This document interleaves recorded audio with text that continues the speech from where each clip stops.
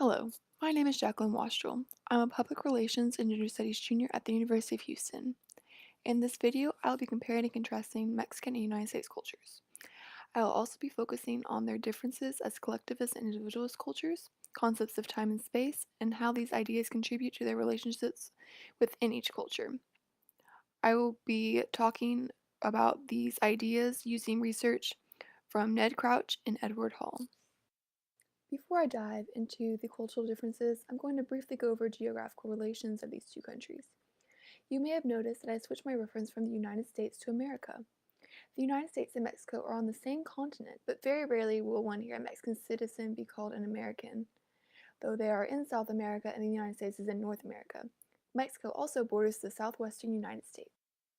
Mexico is a smaller country than the United States. These two countries have a long history from Texas gaining independence from Mexico and the 1917 Bath riots prompted by a young Mexican girl.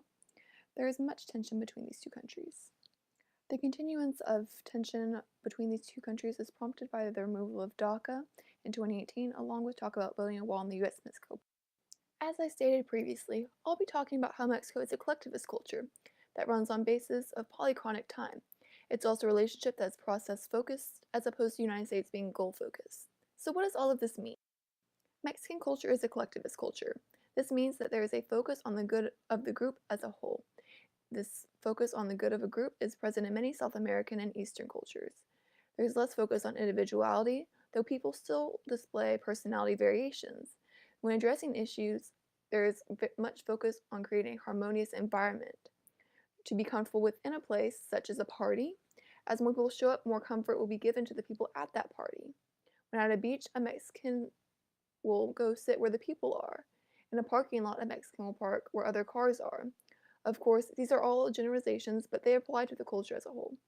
Crouch suggests that Mexicans are less concerned with defining space to a person than those in an American. This group focus fosters relationship over time commitments. Those within this culture adhere to polychronic time, such as those in the Mexican culture. They operate through multitasking, not confining themselves to a strict schedule. This means that business meetings could go over time. They could start with personal conversation between the attendees, and more than that, time is a concept that is not tangible, such as that in polychronic cultures, as Edward Hall describes in his articles. This can cause upset and annoyance for those in contrasting cultures. For example, a person in polychronic time, such as that in Mexico, may not think of anything of arriving late to an outing. However, those in a monochronic time culture, such as the US or Germany, would find them to be rude if they don't understand the culture of the person within the polychronic time culture. Hall suggests that an employer scheduling a subordinate's work would be considered tyrannical in the Mexican culture, and that this is an invasion of self that is unacceptable. The United States is much different than Mexico in terms of it being a culture that focuses and prides itself on the individual. It is also a culture that runs on monochronic time. It's much more focused on goals than Mexican culture. Let's work to understand how this impacts those within the culture. An individual's culture focuses on a person as a unit rather than part of a group. This impacts many things from personal life to the workplace. In these cultures, it's often very difficult to see the final product in the workplace because if each individual is focused on a separate goal.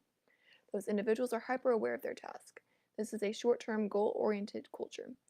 This affects the American sense of space. Crouch comments that Americans tend to cast a protective shell around themselves and are more comfortable in our own spaces. This shows the diction of the use of my room and my space. America is a monochronic time culture, and according to Hall, in a monochronic time culture, multitasking is difficult. Time is tangible, a thing to be lost, found, and given. Those in this culture stick to schedules, focus less on the human-to-human interaction. One way that this could affect people in society is sealing themselves off from other individuals in that culture.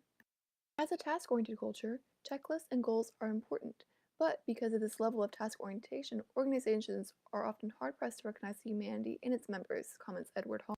While Mexico is on polychronic time and people tend to be more comfortable in groups, the United States is the opposite. If I had only learned one thing studying intercultural communication semester that I see benefiting me in the future with other people from other cultures, is that I need to look seriously into any culture I plan on visiting.